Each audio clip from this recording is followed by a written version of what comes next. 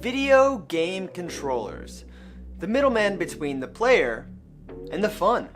The original gaming peripheral. Video game controllers have been around since, well, as long as video games have been around, considering there'd be no way to play without them. And since the inception of video games in the 1970s, video game controllers have come in various shapes and forms. They've also changed drastically since, with each generation seemingly inspiring the next in terms of style, comfortability, and practicality.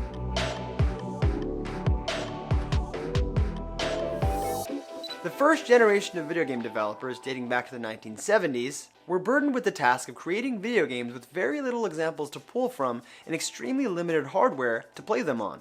As a result, video games of this generation were basic.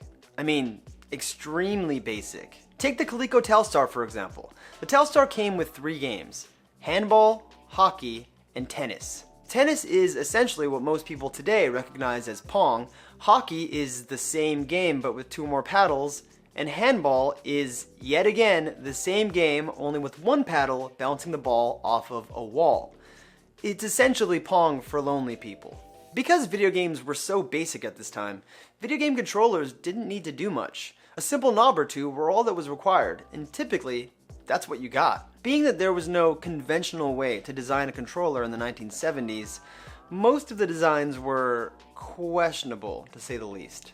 Both the Atari Model C100, Atari's first console, and the Coleco Telstar, which I'm holding right here, required 2 people to sit right next to each other in order to play. That's because the controllers were actually on the console themselves. That's right, gaming used to require human contact and socialization.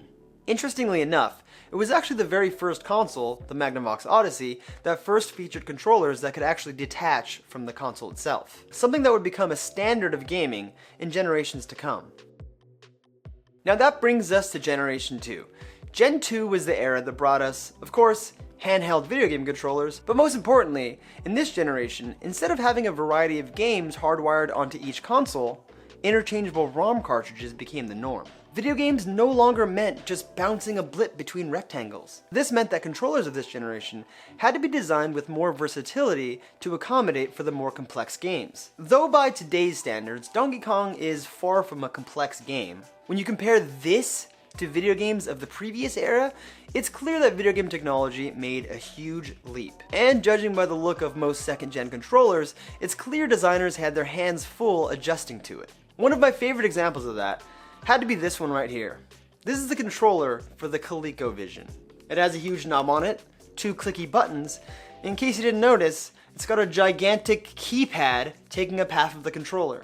The most common use of this keypad was to select the difficulty of the game that you're playing. But some games came with an overlay that you'd slip into the slot here, labeling each key's function. Although this design may seem pretty out there, other consoles such as the Intellivision also used a similar design for their controllers. Controllers from Generation 2 may not have felt the most comfortable, and they made for pretty clunky controls, but at least 2 people no longer had to sit next to each other holding 1 controller.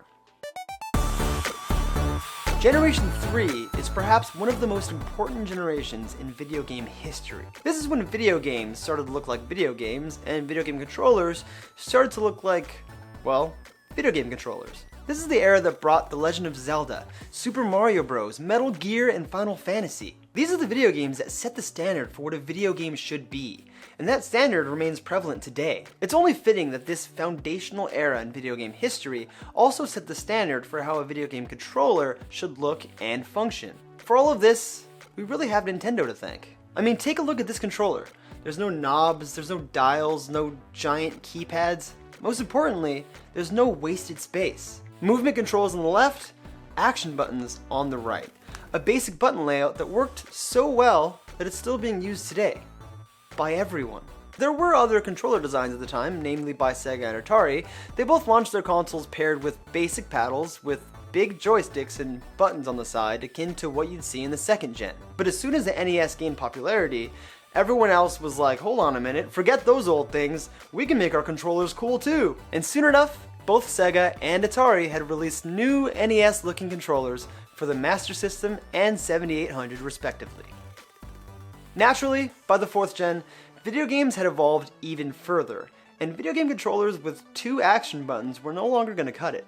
games were calling for much more functions outside of just moving, jumping, and attacking. Though the Sega Genesis controller should be given credit for being one of the first controllers to be designed specifically to be comfortable in the user's hands, its 3-button control pad would quickly be outdone by the competitors at Nintendo when they released the Super Nintendo, which came with a controller that had 6 buttons, 2 of them being shoulder buttons. These allowed for a wider variety of attacks and more control over the video games than ever before. Many of the most popular games in the SNES actually made use of these new shoulder buttons for elaborate controls. Sega, of course, wound up releasing their own controller to keep up, the 6-button control pad. Though having all 6 buttons on the face of the controller wasn't a terrible idea, especially since it did resemble the Street Fighter II arcade button layout, the SNES controller had set a new standard, and these new left and right shoulder buttons were a crucial part of that.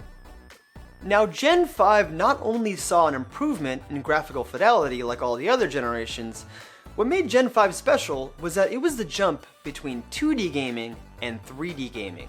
As such, controllers needed to allow the player to control 3D characters and traverse through 3D environments. As it turns out, the solution to this wasn't as simple as it sounds. Sega's solution was to add more buttons. And newcomer Sony's PlayStation launched with a controller that had handles and 4 shoulder buttons. Today, having a handle on each side of the controller is kind of what we're used to. It's actually hard to imagine a world without controllers like that. The original PlayStation deserves credit for that. However, it was again Nintendo that forced the competition to adapt mid-generation with its Nintendo 64.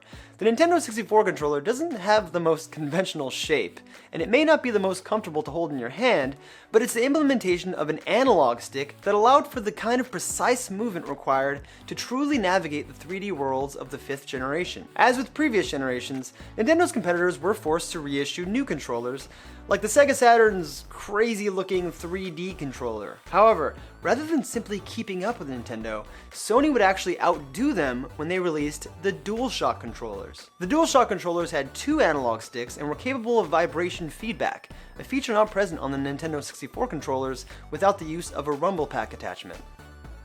The impact that Sony left on the video game world with their PlayStation and DualShock controllers was evident in the 6th generation. Both the Nintendo GameCube and Microsoft Xbox controllers came with twin analog sticks and motors that allowed for the controllers to vibrate, just like the original DualShock.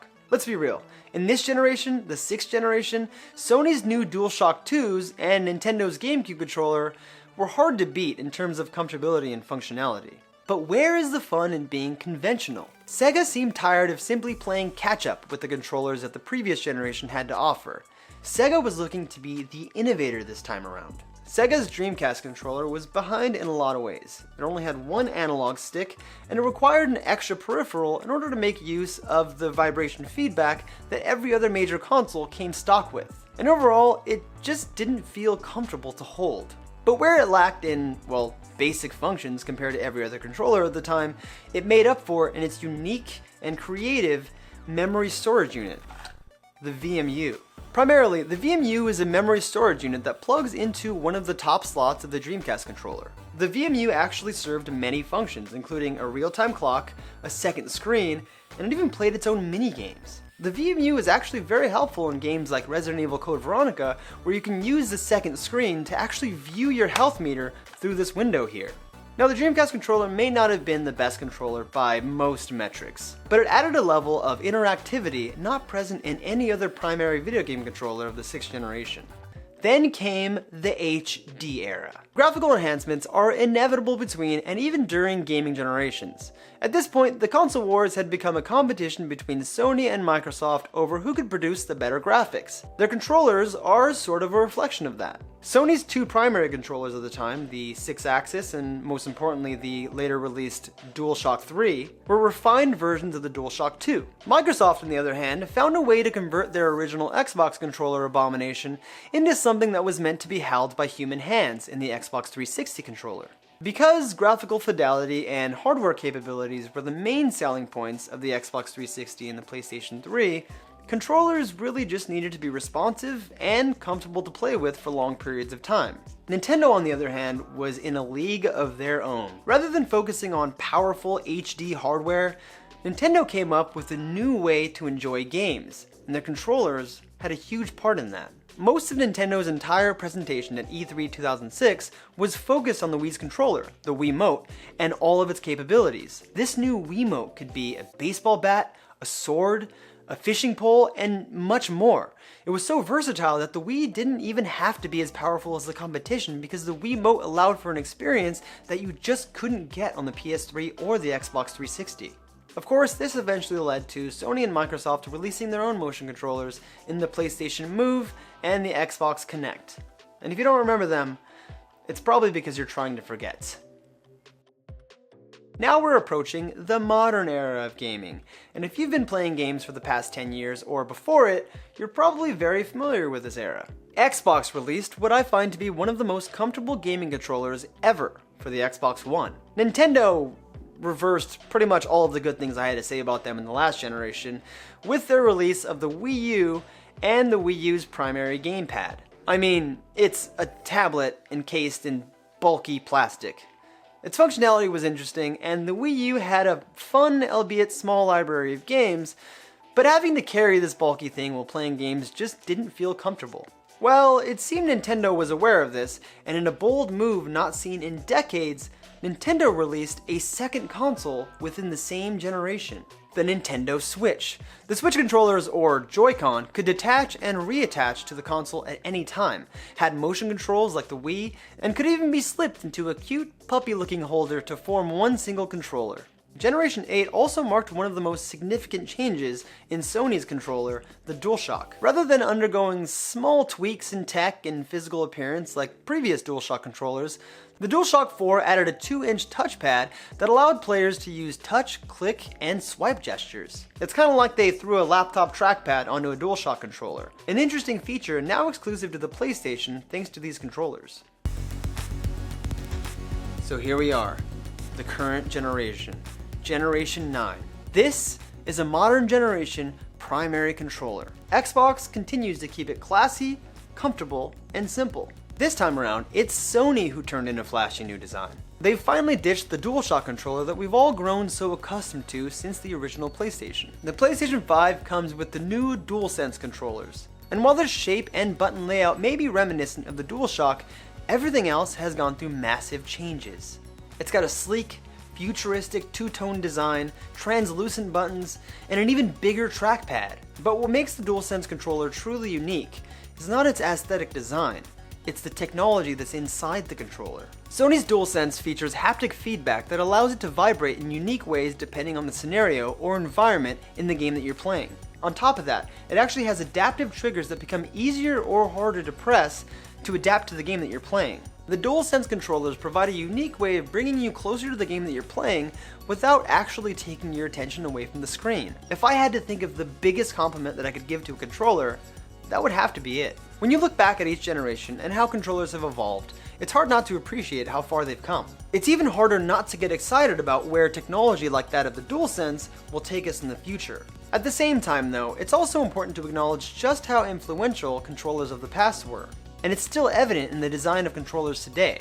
For more content on all things electronics and tech stuff, be sure to follow and subscribe to Engadget on all platforms including the one that you're watching on now.